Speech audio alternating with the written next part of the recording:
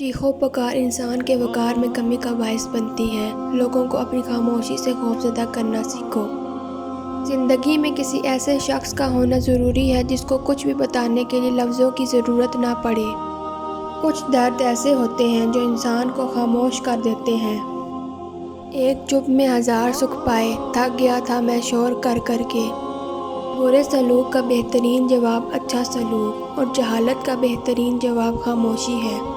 مجھے اب ڈر نہیں لگتا کسی کے دور جانے سے، تعلق ٹوٹ جانے سے، کسی کے مان جانے سے، کسی کے روٹھ جانے سے۔ مجھے اب ڈر نہیں لگتا کسی کو آزمانے سے، کسی کو یاد رکھنے سے، کسی کو بھول جانے سے، کسی کو چھوڑ دینے سے، کسی کے چھوڑ جانے سے۔ مجھے اب ڈر نہیں لگتا۔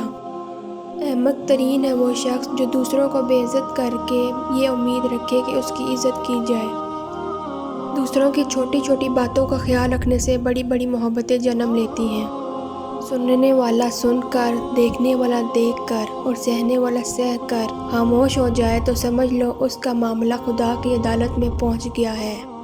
خاموشی بھی ایک جواب ہے۔ خاموش رہو، صرف خدا ہی ہے جو تمہارے دل کا بوجھ اتار دے۔ خاموشی ایک ایسی عبادت ہے، فرشتہ اسے لکھ نہیں سکتا، شیطان اسے بگاڑ نہیں سکتا، اور اس رب کے سوا اسے کوئی جان نہیں سکتا۔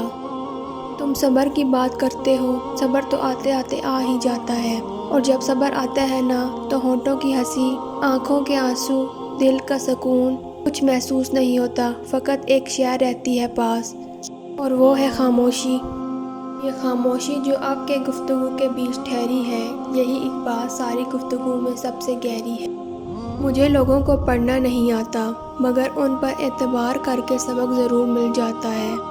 ان کی خاموشی سے ڈرو جن کا آپ نے دل دکھایا ہے، کیونکہ اگر انہوں نے کچھ کہا نہیں یا کیا نہیں تو بدلے میں اللہ ضرور کرے گا۔ خاموش رہا کرو جتنا ہو سکے، اس میں نجات ہے، کیونکہ سب سے زیادہ گناہ انسان سے زبان کرواتی ہے۔ کبھی کبھی ہم اتنے بے بس کیوں ہو جاتے ہیں، چاہ کے بھی کچھ بول نہیں سکتے، لفظوں کا طوفان ہوتا ہے ہمارے اندر۔